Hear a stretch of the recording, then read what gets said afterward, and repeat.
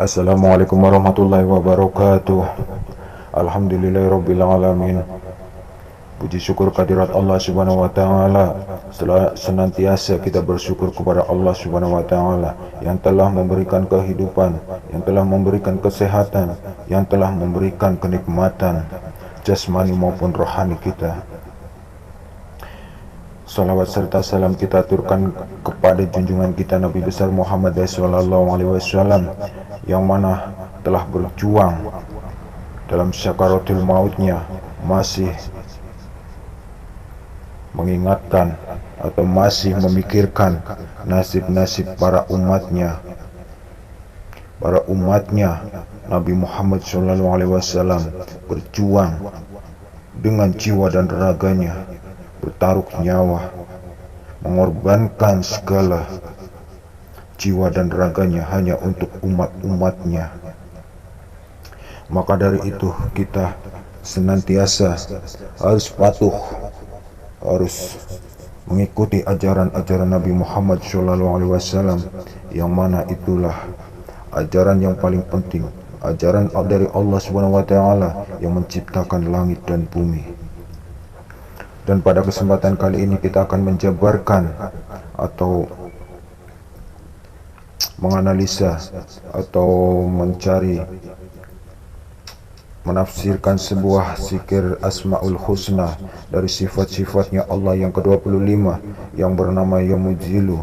Zikir ini secara etimologi bahasa bermakna menimpakan kehinaan. Allah dengan nama Mujilu itu merupakan Allah yang menghinakan siapa saja yang Dia kehendaki menurut hikmah kebijaksanaannya. Umpamanya, Allah menghinakan orang-orang musyrik, orang-orang kafir, orang-orang munafik, dan sejenis lainnya karena kedurhakaan mereka.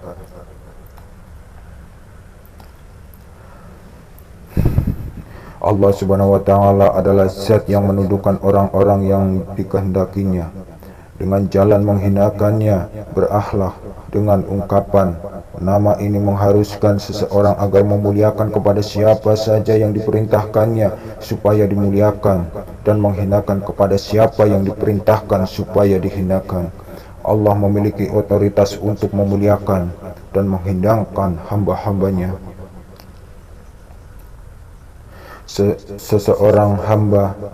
Seorang hamba yang dimuliakan Allah karena amalnya, demikian juga hamba yang lain dihinakan karena perbuatannya. Allah memuliakan dan menghinakan hambanya atas dasar ilmu juga keadilannya. Allah tidak pernah menzolimi hambanya, tetapi hambanya sendiri yang menzoliminya diri sendiri.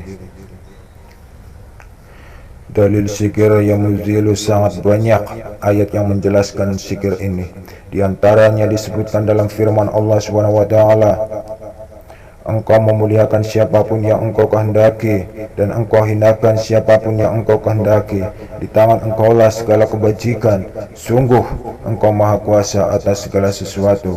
Quran Surat Ali Imran ayat ke-26.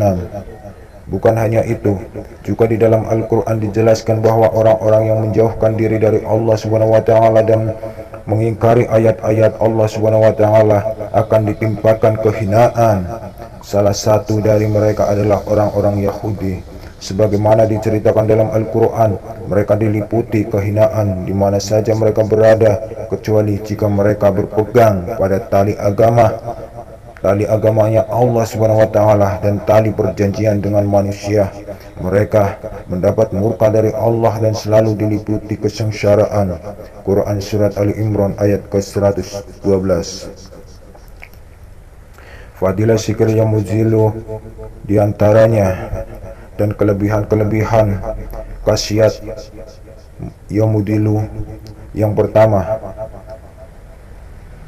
khasiat Ismail Ya Mujilu menurut beberapa pendapat, jika dibaca sebanyak 75 kali, kemudian ia berdoa dalam sujudnya, niscaya ia akan bebas dari dalam penjaranya dan akan selamat dari gangguan orang-orang yang dengki dan aniaya.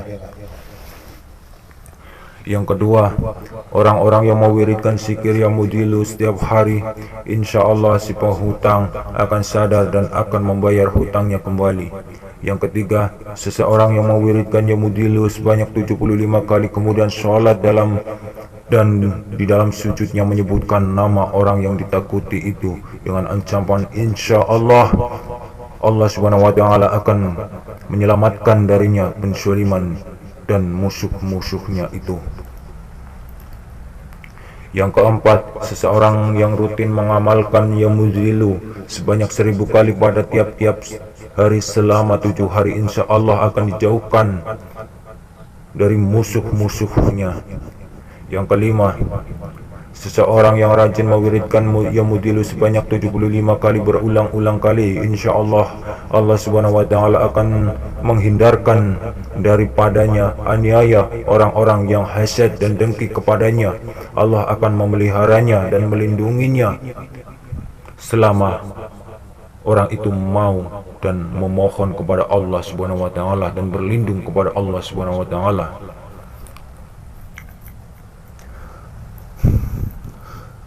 Semoga bermanfaat untuk saudara-saudara sekalian. Mari kita belajar bersama-sama menganalisa, merenungkan sifat-sifatnya Allah, masukkan dalam hati, tanamkan dalam jiwa kita, tanamkan dalam kolbu kita. Senantiasa Allah akan melindungi dari kedengkian.